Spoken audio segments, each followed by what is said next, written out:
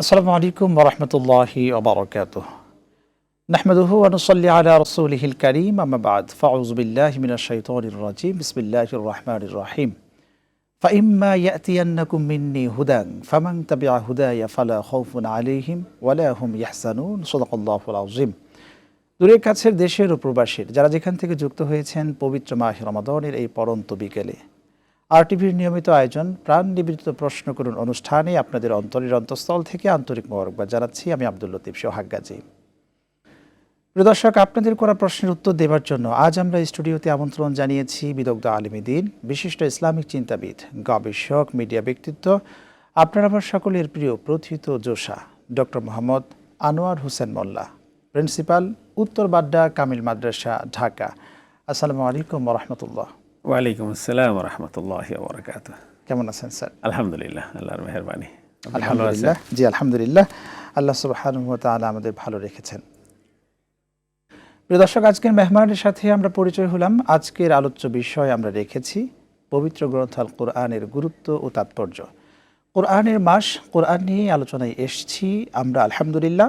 এই বিষয়ের উপর প্রশ্ন রাখুন এবং একই সাথে জীবন ঘনিষ্ঠ নানা ধরনের বিষয় রয়েছে, সেই বিষয়ে প্রশ্ন রাখুন। আমরা কোরআন, সুন্নাহ এবং বিজ্ঞান ভিত্তিক আপনাদের করা প্রশ্নের উত্তর দেব ইনশাল্লাহ। নিঃসন্দেহে টিভি স্ক্রিনে একটি ফোন নাম্বার দেখছেন, সেই নম্বরেই কল করলেই আপনাদের প্রশ্ন পেয়ে যাব ইনশাআল্লাহ। জি আলহামদুলিল্লাহ, আজকে পবিত্র মাহে রমাদানের সম্ভবত অষ্টমতম রমাদান। একে একে 7টি রমাদান আমাদের থেকে বিদায় নিয়েছে। আমাদের ব্যস্ততার ভিড়েই কিন্তু রমাদান চলে যাচ্ছে, কোরআন নাজিলের মাস। আজকে আমরা আলোচনায় এসেছি কোরআনের গুরুত্ব ও তাৎপর্য নিয়ে। আপনার থেকে জানতে চাই প্রথমেই, শুধু মুসলিম নয়, মানুষের জন্য এই কোরআন কতটুকু গুরুত্ব বহন করে? ধন্যবাদ। আলহামদুলিল্লাহ, ওয়াসসালাতু ওয়াসসালামু আলা রাসূলিল্লাহ ওয়া আলা আলিহি ওয়া সাহবিহি আজমাইন, আম্মা বা'দ। কোরআন মানুষের জন্য, বিশ্ব মানবতার জন্য একটা গাইডলাইন, একটা গাইড বুক, একটা মডিউল। জি, আমরা যে কোনো ডিভাইস যখন আমরা কিনি, আপনার হাতের যে ট্যাবটা আছে এটা যখন কেনা হয়েছে, আমরা যখন কম্পিউটার কিনি অথবা অন্য যে কোনো ইলেকট্রনিক ডিভাইস কিনি, তো ডিভাইসের সাথে সাথে তারা একটা মডিউল কিন্তু দেয় আমাদের। সেটার মধ্যে এটা কি দিয়ে তৈরি করা হয়েছে, এটার উপাদান কি, এটার গুণাগুণ কি, কার্যকারিতা কি, কিভাবে কি করতে হবে এবং কিভাবে অপারেট করতে হবে, এই বিষয়গুলো সেখানে উল্লেখ করা থাকে। তো আল্লাহ রাব্বুল আলামিন গোটা দুনিয়া এবং আসমানের সমস্ত কিছুর তিনি সৃষ্টি করেছেন। এর মধ্যে সবচেয়ে উত্তম ডিভাইস হলো মানুষ। আল্লাহ তাআলা এই মানুষ ডিভাইস যখন সৃষ্টি করেন, তো সৃষ্টি করার পরে যখন দুনিয়াতে তারা পাঠাবে, তো এটা অপারেট করবে কি করে, এটা তারা কিছুই জানে না। হযরত আদম আলাইহিস সালাম একটু যখন পাঠানো হচ্ছে, তখন তিনি একটা অনিশ্চয়তার মধ্যে, তখন আল্লাহ তাআলা বলেন ইহবিতু মিনহা জামিয়া। আপনি শুরুতে যে আয়াতের অংশটা তেলাওয়াত করলেন, যে তোমরা এখান থেকে দুনিয়াতে চলে যাও সবাই, টেনশনের কিছু নেই। ফাইম্মা ইয়াতিয়ান্নাকুম মিন্নি হুদান ফামান তাবিয়া হুদায়া ফালা খাউফুন আলাইহিম ওয়া লা হুম ইয়াহজানুন। অন্য রাওয়ায়াত, মানে অন্য আয়াতে আসছে ফামান ইত্তাবা হুদায়া ফালা ইয়াদিল্লু ওয়া লা ইয়াশকা। যে টাইম টু টাইম আমি গাইডলাইন পাঠাবো, আমি মডিউল পাঠাবো, আমি তোমাদের জন্য এই যে সনদ তৈরি করে পাঠাবো, দিক নির্দেশনা পাঠাবো। তো সেই দিক নির্দেশনা যে যথাযথভাবে অনুসরণ করবে, তার কোনো ভয়ের কোনো কারণ নেই, তার টেনশনের কোনো কারণ নেই। আরেক আয়াতে যেটা বলা হয়েছে যে এটা অনুসরণ করবে, সে পথভ্রষ্ট হবে না, সে দুর্ভাগ্য বরণ করবে না। তো সেই থেকে আল্লাহ তাআলা যুগে যুগে নবী পাঠিয়েছেন, রাসূল পাঠিয়েছেন এবং তাদের কাছে গাইডলাইন পাঠিয়েছেন। এই গাইডলাইন বিভিন্ন সময়, বিভিন্ন যুগে, বিভিন্ন অঞ্চলে আঞ্চলিকভাবে পাঠিয়েছেন। আচ্ছা আচ্ছা, এক এক গোত্রে পাঠিয়েছেন, এক এক সময়ে পাঠিয়েছেন। কিন্তু পরবর্তীতে আল্লাহ রাব্বুল আলামিন গোটা মানব জাতির জন্যে আগের যতগুলো গাইডলাইন ছিল, সেই গাইডলাইনগুলোর মূল যে নির্যাসটুকু রয়েছে, মূল মৌলিক যে বিষয়গুলো, যেগুলো পরবর্তী সময়ের জন্য প্রযোজ্য, সেই বিষয়গুলোকে সংযোজিত করে নতুন কিয়ামত পর্যন্ত অনাগত মানুষের জন্য আরও যা যা বিধিবিধান প্রয়োজন, ওই গাইডলাইনে গোটা মানব জাতিকে অপারেট করার জন্য, গোটা এই দুনিয়াকে অপারেট করার জন্য যা যা প্রয়োজন, তা সন্নিবেশিত করে আল্লাহ তাআলা একটা কমপ্লিট কোড অফ লাইফ হিসেবে, মানে এই কোরআনে কারীম নাজিল করে মুহাম্মদুর রাসূলুল্লাহ সাল্লাল্লাহু আলাইহি ওয়াসাল্লামকে তিনি বললেন। আগের রাসূলরা সবাই এসে বলেছেন কুল ইয়া কওমি, হে আপনি বলে দিন যে হে আমার লোকেরা, আমি তোমাদের কাছে ইন্নী রাসূলুল্লাহ ইলাইকুম, আমি তোমাদের কাছে রাসূল হিসেবে প্রেরিত হয়েছি। আর মুহাম্মদুর রাসূলুল্লাহ সাল্লাল্লাহু আলাইহি ওয়াসাল্লামকে আল্লাহ তাআলা বলে দিলেন যে আপনি বলে দিন কুল ইন্নী রাসূলুল্লাহ ইলাইকুম জামিয়া, যে হে মানুষ, আমি ইয়া আইয়ুহান নাস, হে সকল মানুষ, আমি তোমাদের সকলের কাছে রাসূল হিসেবে প্রেরণ করেছি। আল্লাহ তাআলা বলে দিলেন যে তোমার কাছে যে গাইডলাইনটা দিলাম এই গাইডলাইনটা সাফিসিয়েন্ট কিনা। তিনি বললেন যে ওয়ানাজ্জালনা আলাইকাল কিতাবা তিবয়ানান লিকুল্লি শাই ওয়া হুদাও ওয়া রাহমাতাও ওয়া বুশরা লিল মুমিনিন, যে আমি যে গাইডলাইন তোমার কাছে দিয়েছি, যে কিতাব তোমার কাছে নাজিল করেছি, সেই কিতাবের মধ্যে আমি কোনো কিছুই বাকি রাখিনি। মানুষের জন্য, মানুষের মানব জীবনকে অপারেট করার জন্য যা যা প্রয়োজন হবে আমি সব কিছুই তার মধ্যে সন্নিবেশিত করেছি। এরপরে 3টা কোয়ালিটি বলেছেন, এর মধ্যে একটা বলেছেন এটা হুদা। ওই যে শুরুতে আল্লাহ তাআলা বলেছেন ফাইম্মা ইয়াতিয়ান্নাকুম মিন্নি হুদান, যে তোমাদের কাছে যে হুদা আসবে, যে গাইডলাইন আসবে, হেদায়েত আসবে, এটা হলো সেইটা। ওয়া রাহমাতান, এবং এটা হলো মানে একটা অনুগ্রহ আল্লাহ তাআলার পক্ষ থেকে বান্দাদের জন্য, একটা দয়া, একটা অনুগ্রহ। ওয়া বুশরা, এবং এই গাইডলাইন যারা অনুসরণ করবে তাদের জন্য রয়েছে পরকালে অফুরন্ত নিয়ামত সমৃদ্ধ জান্নাত। এই সুসংবাদ দানও এই কোরআনে কারীমের মাধ্যমে আল্লাহ তাআলা দিচ্ছেন। এটা অনুরূপভাবে এটা একটা সুসংবাদদাতা কাদের জন্য? লিল মুসলিমিন, যারা এই বিধানগুলো মেনে আল্লাহর সামনে আনুগত্য প্রকাশ করবে। জি, শুকরান, খুব চমৎকার আপনি বলছেন। মাশাআল্লাহ, আমরা আজকে কোরআনের গুরুত্ব ও তাৎপর্য নিয়ে আলোচনায় আছি। একজন অনলাইন থেকে আমাদের থেকে জানতে চেয়েছেন, এই প্রশ্নের উত্তরটা দিয়েই মূলত আমরা আমাদের আলোচনায় ফিরবো, কেন অনেক দর্শক আমাদের কাছে আশা রাখেন যে ওনাদের করা প্রশ্নের উত্তরগুলোই আমরা মূলত দিব ইনশাল্লাহ। একজন জানতে চেয়েছেন, যখন আমরা ফরজের সালাত আদায় করছি ইমামের পেছনে, জামাত যখন হচ্ছে, তখন তো জামাত শেষ হবার পরে কিছু মানুষ যখন 2 জন 3 জন 4 জন মিলে আবার একটি জামাত করে, সেই জামাতের প্রক্রিয়া কেমন হবে? সেইখানে কি ইকামত দিতে হবে? ইমামের ক্ষেত্রে ইমাম সামনে থাকবে, মুক্তাদিরা কতটুকুন পেছনে থাকবে, সব মিলে যদি বলতেন আপনি। এই বিষয়টা তো আসলে একটা দীর্ঘ প্রসেসের ব্যাপার। তো সংক্ষেপে যদি আমরা বলি, সেটা হলো প্রথমত কোনো মসজিদে যদি নিয়মিত জামাত হয় তাহলে ওই জামাতে অংশগ্রহণ করাই প্রত্যেক মুসল্লির কর্তব্য, যদি গ্রহণযোগ্য শরঈ কোনো কারণ না থাকে। আচ্ছা। আবার যদি এরকম কোনো মসজিদ হয় যেখানে লোকজন আসা যাওয়ার মধ্যেই থাকে, স্টেশনের মসজিদ, রেল স্টেশনে, লঞ্চ ঘাটের মসজিদ, বাজারের মসজিদ, এইসব মসজিদ দেখা যায় যে অনেকগুলো জামাত একটার পর একটা হতেই থাকে। তো যেই মসজিদ, মহল্লার মসজিদ, একটাই জামাত হয়, তো সেই মসজিদে ওই জামাতে সবাইকেই অংশগ্রহণ করা উচিত, মূল জামাতে।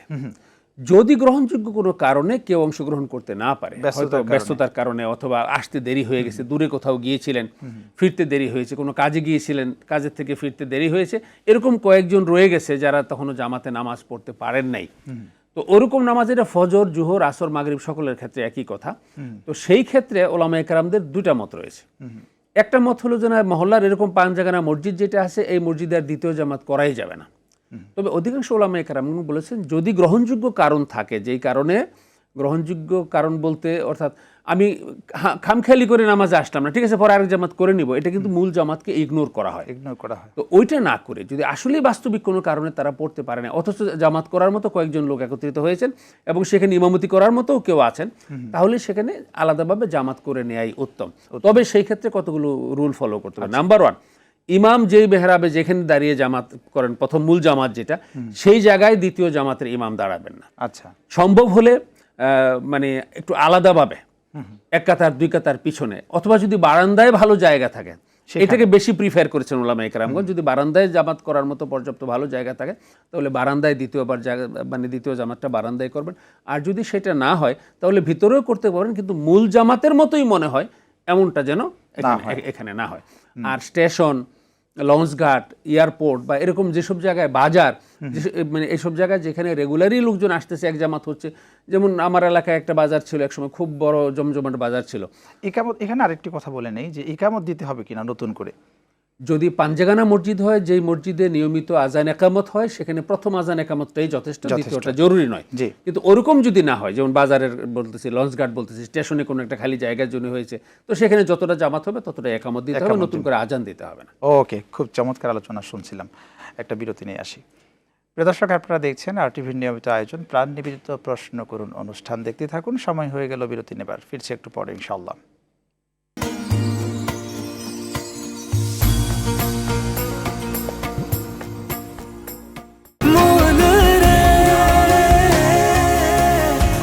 এভাবে ভরপুর বেঁচে থাকাটাই জীবন, আর জীবনের স্বাদের অনিবার্য সঙ্গী প্রাণ।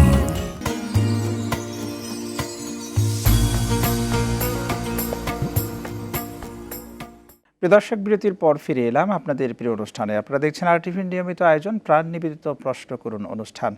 এই অনুষ্ঠানে আজকের আলোচ্য বিষয়ে আমরা রেখেছি কোরআনের গুরুত্ব এবং তাৎপর্য, এবং একই সাথে জীবন ঘনিষ্ঠ নানা ধরনের প্রশ্নের উত্তর দিচ্ছি। টিভি স্ক্রিনে একটি ফোন নাম্বার দেওয়া রয়েছে, সেই নম্বরে ইনশাআল্লাহ আপনার জীবনে নানা ধরনের কাজের সাথে কিন্তু আপনি যুক্ত থাকেন। সেই কাজগুলোর কোরআন এবং সুন্নাহর সমাধান জানতে হলে অবশ্যই ফোন করুন, আপনাদের ফোনের অপেক্ষায় আছি ইনশাআল্লাহ। জি, আমরা যে আলোচনায় ছিলাম, একজন দর্শক যে বিষয়ে জানতে চেয়েছিলেন অনলাইনে আমাদের কাছ থেকে, সেটি হলো জামাতের ক্ষেত্রে। ওই জায়গায় আরেকটি বিষয় আমি বলে রাখতে চাই, 3 জন মানুষ যারা হচ্ছে অনিচ্ছাকৃতভাবে জামাতটা ছুটে গিয়েছে, কিন্তু 2-4 জন মানুষ রয়েছে যারা ইচ্ছাকৃতভাবে সবসময় পেছনের জামাতের সাথে সম্পৃক্ত হতে চায়, ইমামের পেছনে নামাজ পড়তে চায় না, এই ধরনের বিষয়টাও ঘটে। এই ক্ষেত্রে ইসলামের দৃষ্টিভঙ্গি কি? জি, প্রথমত যদি তার প্রথম জামাতে নামাজ না পড়াটা একেবারে ইচ্ছাকৃত হয়, অথবা যদি ইমামকে তার পছন্দ হয় না, উনি এক মাসলাকের লোক, ইমাম সাহেব ভিন্ন মাসলাকের লোক, উনি এক সিলসিলা অনুসরণ করেন, ইমাম সাহেব ভিন্ন সিলসিলা অনুসরণ করেন, উনি এক তরিকার লোক, ইমাম সাহেব ভিন্ন তরিকার লোক, উনি এক রাজনৈতিক দর্শনে বিশ্বাস করেন, ইমাম সাহেব ভিন্ন রাজনৈতিক দর্শনে বিশ্বাস করেন, এই জাতীয় কোনো কারণে যদি মনে হয় যে না ওনার পিছনে নামাজই পড়বো না, আমি পরবর্তীতে আলাদা নামাজ পড়বো, এই জাতীয় করাটা এটা কবিরা গুনাহ হবে। কবিরা গুনাহ মানে বড় ধরনের গুনাহ হবে। যদি ইমাম সাহেবের কোনো ত্রুটি থাকে যেই কারণে ইমাম সাহেবের পিছনে নামাজ পড়া যাবে না, সেটা উনি যদি জানেন তাহলে সেটা কমিটিকে জানাইতে হবে যে এই কারণে ওনাকে ইমাম হিসেবে মেনে নেওয়া যাবে না, ওনার পিছনে নামাজ পড়া যাবে না, তাহলে তাকে নামাজ থেকে মানে ইমামতি থেকে তাকে বাদ দেওয়ার ব্যাপারে প্রয়োজনীয় ইনিশিয়েটিভ নেবেন। কিন্তু উনি ইমাম সাহেবকে পছন্দ হয় না, এই কারণে তিনি প্রতিবেলায় আলাদা করে জামাত করবেন, এটা ইসলামের মধ্যে একটা বিভাজনের সামিল। যে ওয়াতাসিমু বিহাবলিল্লাহি জামিআন ওয়ালা তাফাররাকু, যে তোমরা ঐক্যবদ্ধভাবে আল্লাহর রজ্জুকে ধারণ করো, বিচ্ছিন্ন হয়েও না, এটা বিচ্ছিন্নতার একটা নমুনা। সুতরাং এটা মোটেই করা যাবে না। যদি কোনো কারণে হয়ে যায়। একজন দর্শক যুক্ত হয়েছেন। আসসালামু আলাইকুম, প্রিয় দর্শক, নাম বলে প্রশ্ন করুন। আসসালামু আলাইকুম। ওয়ালাইকুম আসসালাম, প্রশ্ন করুন। আমার নাম মোসাম্মদ সুমাইয়া, আমি লালমনিরহাট থেকে বলতেছি। জি প্রিয় বোন, প্রশ্ন রাখুন। আমরা 4 বোন, আমার ভাই নেই। আমার বাবা মা দেখার জন্য আমাকে বাড়িতে রাখছে। জি শুনছি, প্রশ্ন করুন। কোনোভাবে সম্ভবত ফোনটি কেটে গেছে। কি হতে পারে ওনার প্রশ্নটা? জি বোন, যদি আপনি আমাদের সাথে থেকে থাকেন তাহলে প্রশ্নটি সম্পূর্ণ করুন।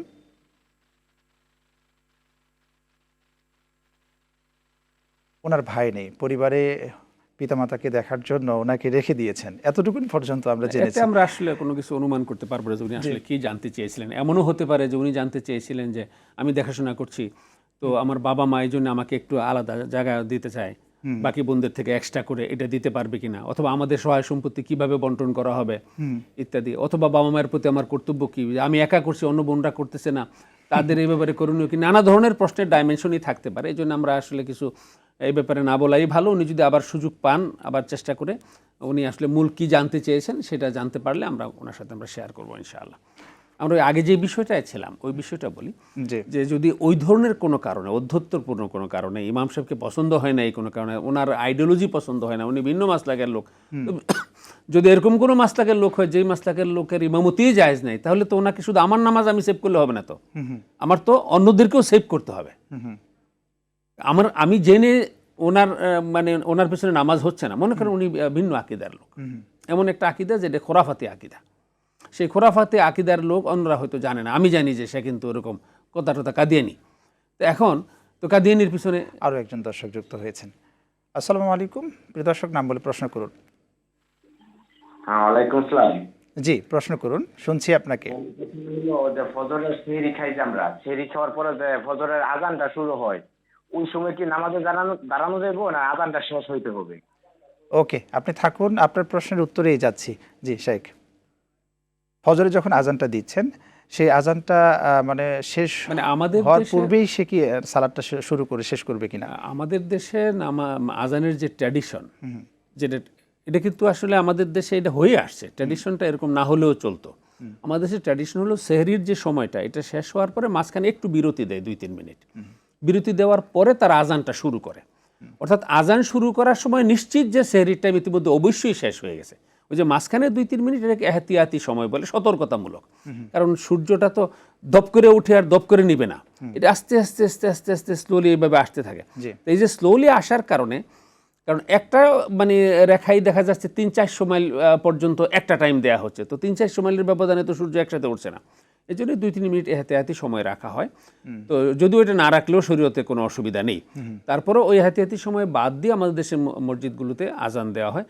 তো আজান যখন শুরু হয়ে গেছে তখন সেহরির টাইম শেষ, ফজরের ওয়াক্ত শুরু হয়ে গেছে, তো উনি যদি মনে করেন যে তখনই তিনি ফজর পড়ে ফেলবেন, পড়তে পারেন, অসুবিধা নেই। তবে আমাদের সাজেশন থাকবে যে আজান শেষ হলে তিনি জামাতে যাবেন, মসজিদে গিয়ে জামাত সহ নামাজ পড়বেন, তারপরে এসে ইনশাআল্লাহ রেস্ট নেবেন। আজানের সাথে যখন সালাত শুরু হবে তখন তো অবশ্যই সে জামাত পাবে না। না, পাবে না, পাবে না। জি, তো জামাতের সাথে যদি উনি পড়তে চান তাহলে তো আজানের সময় অবশ্যই পড়তে পারবেন না। জি, ফিরবো আর ইনশাআল্লাহ। আরেকটা হলো যে ফিরবো ইনশাআল্লাহ, একটা ব্রেক নিয়ে আসি। জি প্রিয় দর্শক, আপনারা দেখছেন আরটিভির নিয়মিত আয়োজন প্রাণ নিবেদিত প্রশ্ন করুন অনুষ্ঠান। সময় হয়ে গেল আরও একটি বিরতি নেবার, আমাদের সঙ্গেই থাকুন, ফিরছি একটু পরে ইনশাআল্লাহ।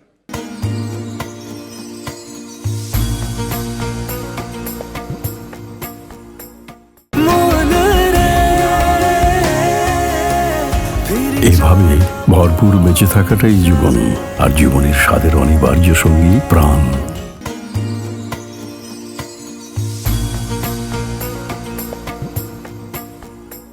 প্রিয় দর্শক, বিরতির পর ফিরে এলাম আপনাদের প্রিয় অনুষ্ঠানে। আপনারা দেখছেন আরটিভির নিয়মিত আয়োজন প্রাণ নিবেদিত প্রশ্ন করুন অনুষ্ঠান। আজকের আলোচনায় আছি আমরা কোরআনের গুরুত্ব ও তাৎপর্য নিয়ে। আজকের সমাজে আমরা দেখছি যে একজন দর্শক আমাদের সাথে যুক্ত হয়েছে, ফোনটা নিয়ে আসি। আসসালামু আলাইকুম প্রিয় দর্শক, নাম বলে প্রশ্ন করুন। উত্তরটা কি টিভির মাধ্যমে দিবেন? আসসালামু আলাইকুম দর্শক, প্রশ্ন করুন। তাহলে ফোন অফ করে দিয়া টিভি ইয়াও করে দেই। প্রশ্ন করুন আপনি, আপনাকে শুনছি। ওই যে প্রশ্ন করলাম তো যে সাফা করা কাপড় দেখে নামাজ হয়, যদি না হয়ে থাকে তো আপনার বর্বর মালানার গায়ে তো দেখি, এখনো তো একজন আছে।